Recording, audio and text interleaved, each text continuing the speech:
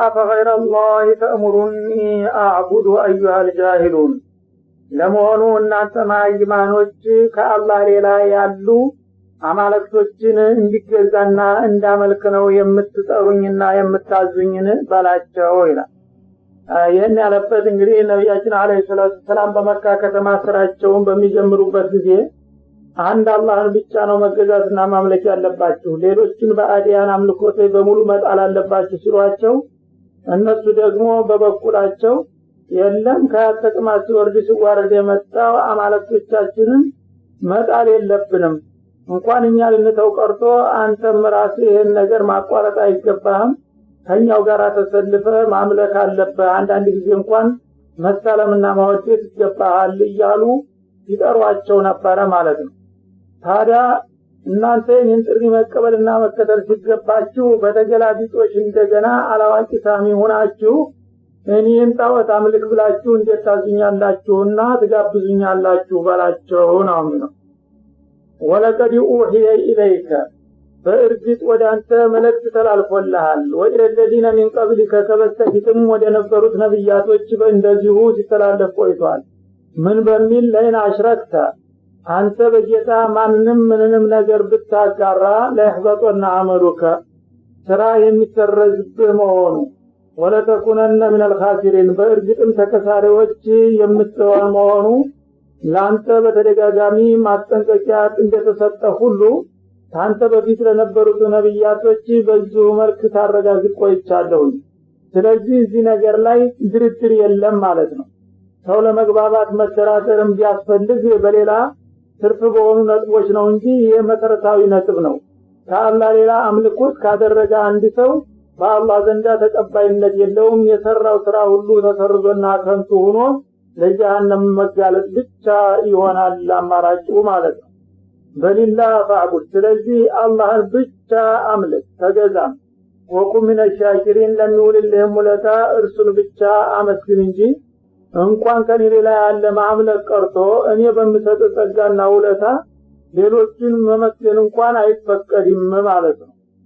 እና እንደዚህ ሆኖ እያለ እነሱ ግን ባለማወቃቸው ጣዖቶችን እንደሚጎዱና እንደሚጠቅሙ አስበው እነሱን ተተውካ አንድ ችግር ይመጣብሃልና መተህን ማምለክ አለብህ ቢሉህ አትስማቸው። አንተ እዚህ ነገር ላይ ፈርጠም ብለህ ተከራከራቸውና አቋምከንም ግልጽ አድርግላቸው ይላል። ወማ ቀደሩላህ ሐቀ ቀድሪሂ እነዚህ ሙሽሪኮች ወይም ጣዖታውያን አላህን ሱብሓነሁ ወተዓላ ተገቢ የሆነ ማወቅን አላወቁትም።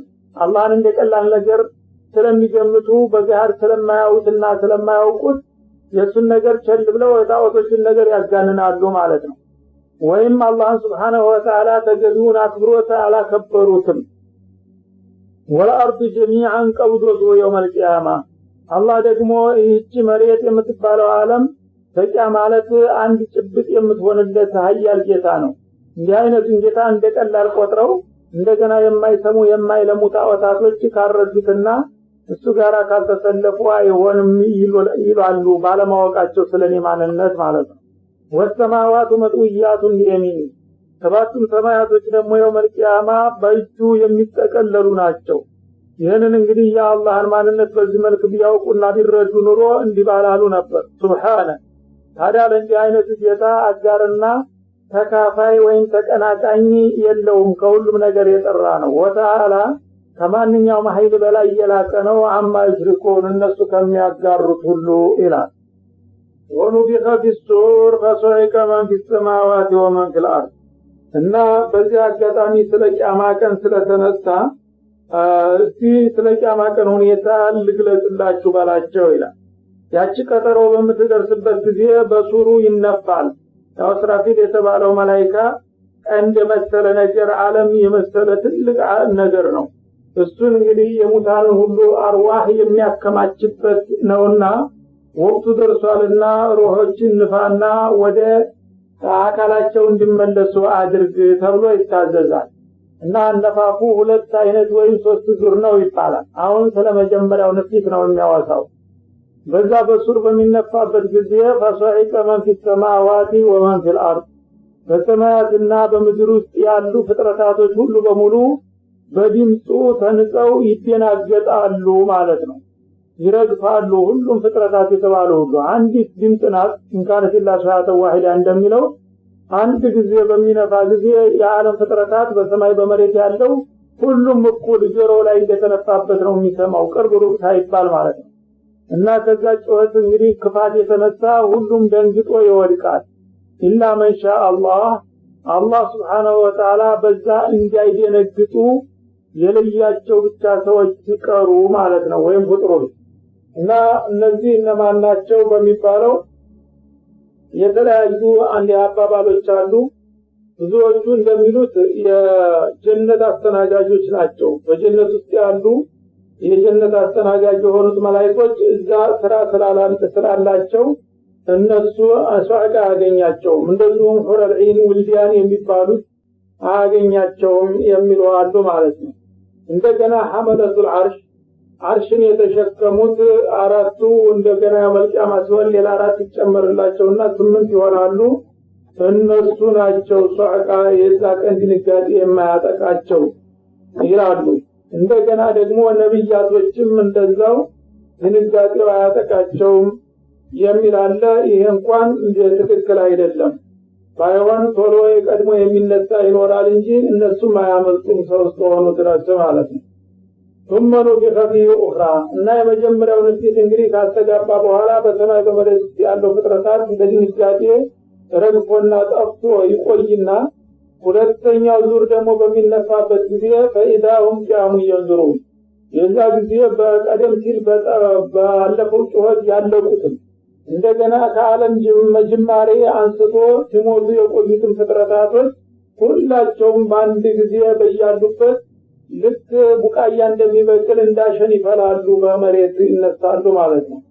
እና ከያሉበት እነሱና ቆመው ወዳውኑ እዛው ፍርድ መድረክ ይቀርቡና የሚፈጸምባቸውን ፍርድ በስጋትና በአስክሮት ይከታተላሉ ማለት ነው እና የመልቂያማ እንግዲህ እንደዚህ ነው ቂያማን ሲደርስ ሰዎች ይነሳሉ ሲባል እያንዳንዱ ሰው በየነሶከፉ እንደ ቃርሚያ ተለቅሞና ተጠግኖ አይደለም አንድ ድምጽ በሚሰማ ጊዜ ሁሉም አንድ ጊዜ እንዳዝመራ ይበቅልና ተሰብስቦና ተሸክፎ ፍርዱን መቀበል ብቻ ነው በቅጽበታዊ ፍጥነት ማለት ነው ወአሽረቀት الارض بنور ربها ارض المحشر የዛ የተሰባው ቦታ ልዩ የሆነች መሬት ነው ለዛ ለሂሳብ የሚዘረጋት አላህ የዛ ጊዜ ነጭና እንደ ብር የምታበራ ናት ይባላል ያቺ ቦታ በአላህ ኑር ወይም በአላህ ብርሃን ትበራለች ትሸበርቃለች አላህ ያው ፍርድ ለመስጠት ገሃድ ይገለጥባታልና ማለት ነው ወዚያ الكتاب የሰው ልጆች ደግሞ የሥራ መዝገባቸው በየፊታቸው ይደረደርላቸዋል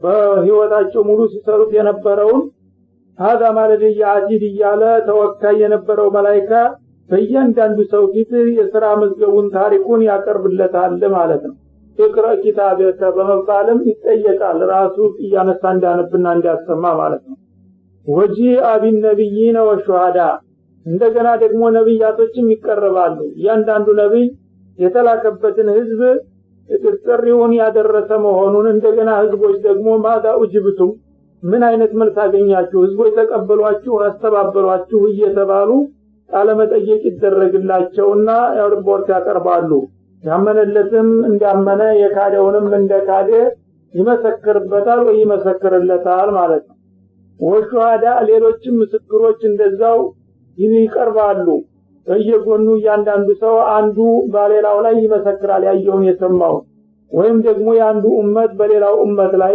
በቀዳሚው ኡመት ላይ ይመሰክራል ማለት ነው ሊተኩኑ ሹሃዳ አለናስ ወይኩን ረሱል እንዳለው በተለየኛ ኡመት ባለፈው ነብያት ሁሉ ኡመት ላይ ይመሰክራል ታሪካቸው በቁርአን ተዘግቧልና ማለት ነው እንደገና የሰው ልጆች የገዛ አካላቸው ታውን ቀደም እንደተገለጸው አግሮቻቸው እጆቻቸው አይኖቻቸው ጆሮዎቻቸው የሰሩትን ሁሉ ነገር ያጋልጣሉ ማለት ነው እንደገና ደግሞ መላእክቶች ራሳቸው ይመሰክራሉ ከዛም በላይ አላህ Subhanahu Wa Ta'ala ወከፋ ቢላሂ ሸሂዳ እንዳለው እሱ ራሱ ይመሰክራል ማለት ነው ወይም ወሹሃዳይ ማለት ነብያቶችና የነብያቶችን አላማ ለመደገፍ ሲታገሉ የነበሩ የጦር ሜዳ መስዋዕት ሰማዕታቶች ከጎናቸው ይነሳሉ እንደና ሐምዛ ያሉት ታጋዎች ማለት ነው እና እነዚህ የክብር እንግዲህ እንግዶች ናቸውና በአላህ ዘንዳ ለህዝብ ምስክር ቃላቸውን እንዲሰጡ ታጋዎች በመሆናቸው እኛ እውነቱን ተቀብለን ስንታገል እነገሌ ግን ያደናቅፉና ያስተባብሉ ነበር በማለት እንዲመሰክሩ ነብያቶች ጋራ ሹሃዳዎችን ያቀርባል ማለት ነው። ከዚያ በኋላ ሁሉም ከተመሳከረና ድርጊቱ ከተረጋገጠ በኋላ ወቁድ የበይነሁም ቢልሐቅ በፍጥረታት መካከል ትክክለኛ ውሳኔ ይሰጣል። አጥሩም እንደ ጥፋቱ አልመውም እንደ ልማቱ ወሁም ላይ ዙለሙን እና ሰዎችም ሆነ ጅኖች በዛ ቀን ውሳኔና ፍርድ አይበደሉም። ባላጠፉት ወንጀል አይጠየቁም። እንደገና ደግሞ የሰሩትን መልካም ስራ አይነፈጉም ማለት ነው። ኸይር ከሆነ እንደውም ጨምሮ ደርቦ ይሰጣቸዋል። መጥፎ ከሆነ ደግሞ ያንኑ የሰሩትን ስራ ፍቃዱ ሆኖ ካልማረ በስተቀር ተደብቆና ተረስቶ የሚታለፍ ነገር የለም። ሁሉም ነገር በጥንቃቄ ነጥብ በነጥብ ይዋጣል ማለት ነው። ወፊየት ኩሉ ነፍሲን ማአሚለት እና በዛ ቀን ነፍስ የተባለች ሁሉ በህይወቷ የሰራችውን ነገር በሙሉ ዋጋዋን ትረከባለች። ከፋም በጨም አነሰም በዛ ማለት ነው። ወሆ አለሙ ቢማ ይፈዓሉን ፍጥረታት በዚህ በዱንያ ህይወታቸው ላይ እያሉ ይሰሩት የነበረውን ከማንም በላይ ጠንቅቆ የሚያጌታ ነውና በዛ በእውቀቱ መሰረት ማንኛውንም ሰራተኛ የሥራ ዋጋውን ያስረክበዋል ይላል።